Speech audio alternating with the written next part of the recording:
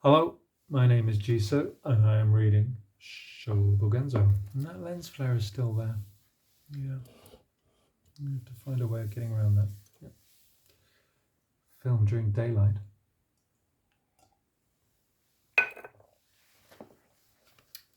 We are reading Kankin, the 21st chapter or fascicle of Shōbōgenzō, and the last chapter in the Nishijima cross book, the first book. Oh, and I turned to the front. And we're just hearing about Great Master Shinsho going around his chair in order to recite the sutras. Paragraph 200.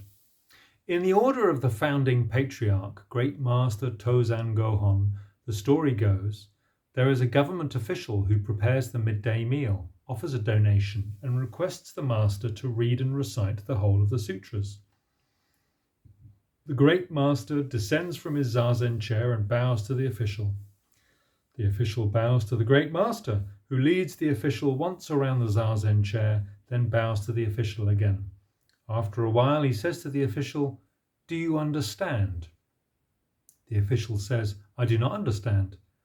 The Great Master says, "You and I have read and recited the whole of the sutras. How could you not understand?" That you and I have read and recited the whole of the sutras is evident. We do not learn that to go around the zazen chair is to read and recite the whole of the sutras, and we do not understand that to read and recite the whole of the sutras is to go around the zazen chair. All the same, we should listen to the compassionate instruction of the founding patriarch. My late master, the eternal Buddha, quoted this story when, while he was residing as master on Tendozan Mountain, a donor from Korea entered the mountain, made a donation for the monks to read the sutras, and requested that my late master should ascend the lecture seat. When he had quoted the story, my late master made a big circle with his whisk and said, "Tendo today has read and recited for you the whole of the sutras." Then he threw down the whisk and descended from the seat. We should read and recite now the words spoken by the late master, never comparing them to the words of others. Still, should we think that Master Tendo, in reading and reciting the whole of the sutras, uses a whole eye or uses half an eye? Do the words of the founding patriarch and the words of my late master rely on eyes or rely on tongues? How many eyes and tongues have they used? See if you can get to the bottom of it. The ancestral patriarch, Great Master Kodo of Yakuzan Mountain, does not usually let people read sutras. One day he is reading a sutra himself. A monk asks him, "The master does not usually let others read sutras. Why then are you reading yourself?" The master says, "I need to shade my eyes." The monk says, "May I copy the master?" The master says, "If you were to read, you would surely pierce holes even in an ox hide." The words, "I just need to shade my eyes," spoken now, are words naturally spoken by shaded eyes themselves. Shading the eyes describes getting rid of eyes and getting rid of sutras. It describes completely eye shading and completely shaded eyes. Shading the eyes means opening the eyes in the shaded state, invigorating the eyes within shade, invigorating shade within eyes, adding an extra eyelid, utilizing the eyes within shade, and eyes themselves utilizing shade. This being so, the virtue of shading the eyes is never mentioned in any sutras other than eye sutras. "You would surely pierce holes even in an ox hide" describes complete ox hide and a complete hide ox. It describes utilizing the ox to become a hide. This is why possession of the skin, flesh, bones and marrow and horns on the head and nostrils has been seen as the vigorous activity of bulls and cows. In copying the master, the ox becomes the eye. This is described as shading the eyes. It is the eye becoming the ox.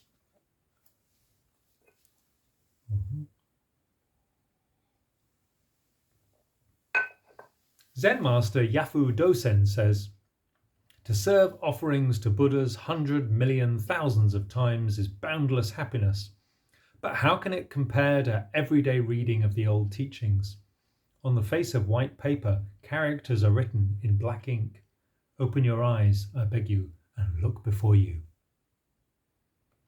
Remember, serving offerings to olden Buddhas and reading the old teachings may be equal in happiness and good fortune, and may go beyond happiness and good fortune. The old teachings means characters written in black ink on white paper. But who can recognize the old teachings as such? We must master this in principle. In the order of Great Master Kokaku of Unguzan Mountain, the story goes, there is a monk who is reading a sutra in his quarters. The Great Master asks from outside the window, "Ah, Kariya, what sutra is that you are reading?" The monk replies, "The Vimalakirti Sutra." The master says, "I am not asking you if it is the Vimalakirti Sutra. That which you are reading is a what sutra?" At this, the monk is able to enter. The Great Master's words, "that which you are reading is a what sutra," means that the state of reading in one line is age-old, profound and eternal, and it is not desirable to represent it as reading. On the road, we meet deadly snakes. This is why the question, "what sutra?" has been realized. In meeting as human beings, we do not misrepresent anything. This is why the monk replies, "The Vimalakirti Sutra." In sum, reading sutras means reading sutras with eyes into which we have drawn together all the Buddhist patriarchs. At this moment, the Buddhist patriarchs instantly become Buddha, preach Dharma, preach Buddha, and do Buddha action. Without this moment in reading sutras, the brains and faces of Buddhist patriarchs could never exist. At present, in the order of Buddhist patriarchs, forms for the reading of sutras are many and varied. For when a donor enters the mountain and requests the whole Sangha to read sutras, for when the monks have been requested to read sutras regularly, for when the monks read the sutras of their own volition, and so on. Besides these, there is the sutra reading by the whole Sangha for a deceased monk. When a donor enters the mountain and requests the monks to read sutras, from breakfast on the day of the reading, the hall chief hangs an advance notice of the sutra reading in front of the monks' hall and in all quarters. After breakfast, the prostration mat is laid before the image of the sacred monk. When it is time for the reading, the bell in front of the monks' hall is struck 3 times, all struck once, according to the instructions of the abbot. After the sound of the bell, the head monk and all the monks put on the kesa and enter the cloud hall. They go to their own place and sit facing forward. Then the abbot enters the hall, goes before the sacred monk, bows with joined hands, burns incense, and then sits at the abbot's place. Next, the child helpers are told to distribute the sutras. These sutras are arranged beforehand in the kitchen hall, placed in order and made ready to be given out when the time comes. The sutras are either distributed from inside the sutra box or placed on a tray and then distributed. Once the monks have requested a sutra, they open and read it immediately. During this time, at the right moment, the guest supervisor leads the donor into the cloud hall. The donor picks up a handheld censer just in front of the cloud hall and enters the hall holding it up with both hands. The handheld censer is kept in the common area by the entrance to the kitchen hall. It is prepared with incense in advance, and a helper is instructed to keep it ready in front of the cloud hall. When the donor is about to enter the hall, the helper, upon instruction, hands the censer to the donor. Censer is C-E-N-S-E-R. The guest supervisor gives the orders regarding the censer. When they enter the hall, the guest supervisor leads and the donor follows, and they enter through the southern side of the front entrance to the cloud hall. The donor goes before the sacred monk, burns a stick of incense, and does 3 prostrations, holding the censer while doing the prostrations. During the prostrations, the guest supervisor, hands folded, stands to the north of the prostration mat, facing south but turns slightly towards the donor. After the donor's prostrations, the donor turns to the right, goes to the abbot and salutes the abbot with a deep bow, holding the censer up high with both hands. The abbot remains on the chair to receive the salutation, holding up a sutra with palms held together. The donor then bows to the north. Having bowed, the donor begins the round of the hall from in front of the head monk. During the walk around the hall, the donor is led by the guest supervisor. Having done one round of the hall and arrived again in front of the sacred monk, the donor faces the sacred monk once more and bows, holding up the censer with both hands. At this time, the guest supervisor is just inside the entrance to the cloud hall, standing with hands folded to the south of the prostration mat and facing north. After saluting the sacred monk, the donor, following the guest supervisor, goes out to the front of the cloud hall, does one circuit of the front hall, goes back inside the cloud hall proper, and performs 3 prostrations to the sacred monk. After the prostrations, the donor sits in a folding chair to witness the sutra reading. The folding chair is set facing south near the pillar to the sacred monk's left, or it may be set facing north near the southern pillar. When the donor is seated, the guest supervisor should turn to salute the donor and then go to his or her own place. Sometimes we have a Sanskrit chorus while the donor is walking around the hall. The place for the Sanskrit chorus is either on the sacred monk's right or the sacred monk's left, according to convenience.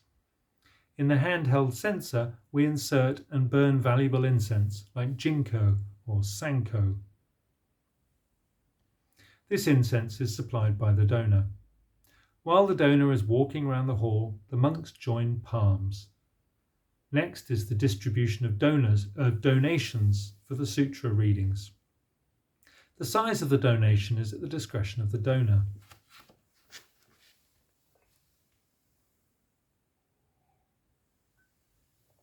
Sometimes things like cotton cloth or fans are distributed. The donor personally may give them out, or the main offices may give them out, or helpers may give them out. The method of distribution is follows. The donation is placed in front of each monk, not put into the monk's hands. The monks each join hands to receive the donation as it is given out in front of them. Donations are sometimes distributed at the midday meal on the day of the sutra reading. If donations are to be distributed at lunchtime, the head monk, after offering the meal, strikes down the clapper once again, and then the head monk gives out the donations.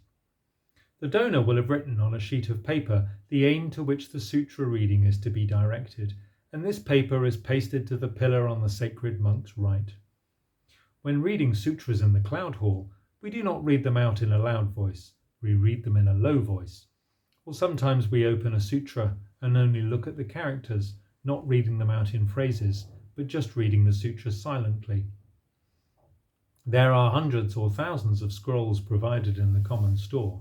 For this kind of sutra reading, mostly of the Diamond Prajna Sutra, the Universal Gate chapter, and Peaceful Joyful Practice chapter of the Lotus Sutra, and the Golden Light Sutra, and so on.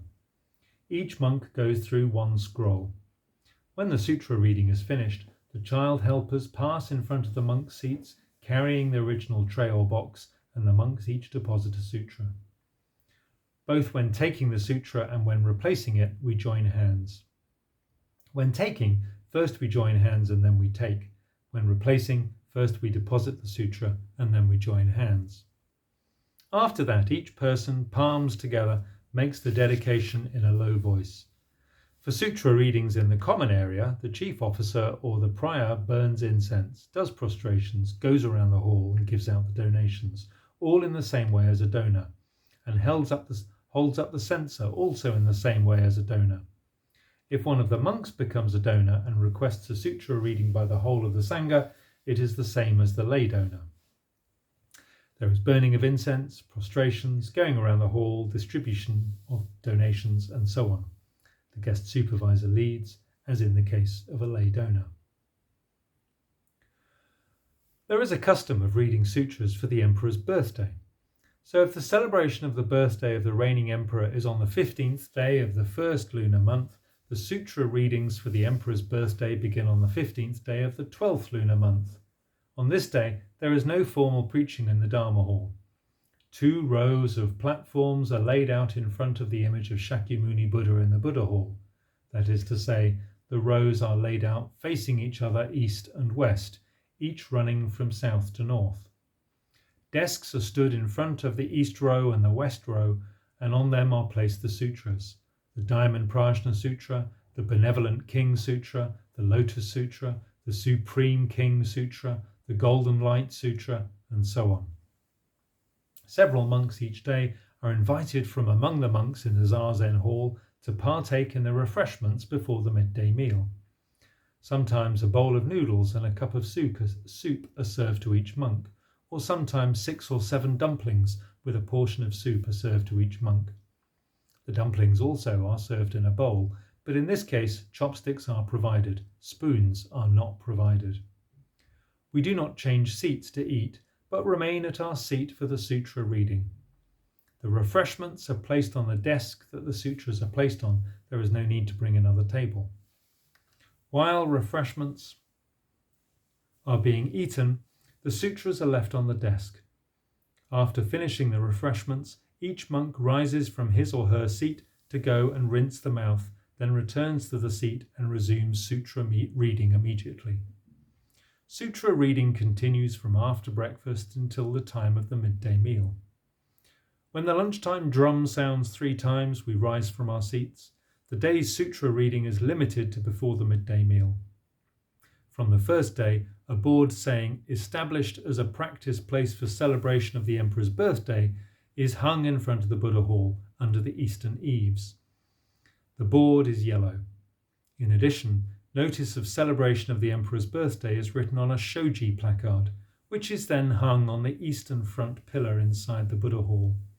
This placard also is yellow. The name of the abbot is written on red paper or white paper. The 2 characters of the name are written on a small sheet of paper which is pasted onto the front of the placard beneath the date.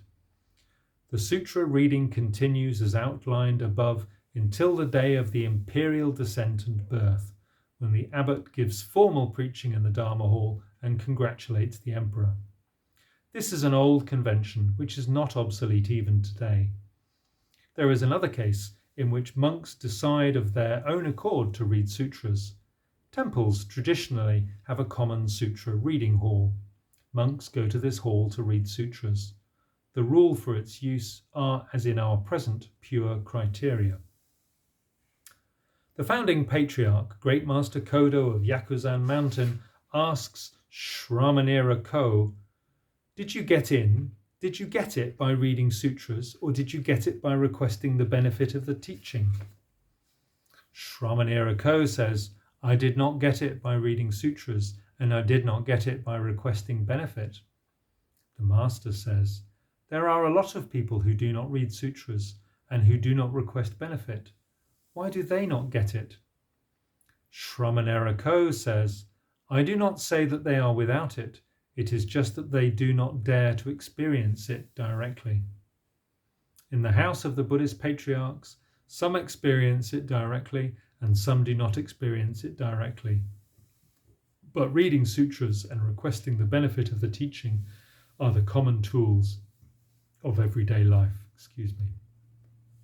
Shōbōgenzō Kankin preached to the assembly at Kosho Horenji Temple in the Uji district of Yoshu on the 15th day of the 9th lunar month in the autumn of the 2nd year of Ninji. And that concludes the first book of Shōbōgenzō in the Nishijima Cross Edition. We'll start book 2 tomorrow. Looking forward to it. Thanks for listening.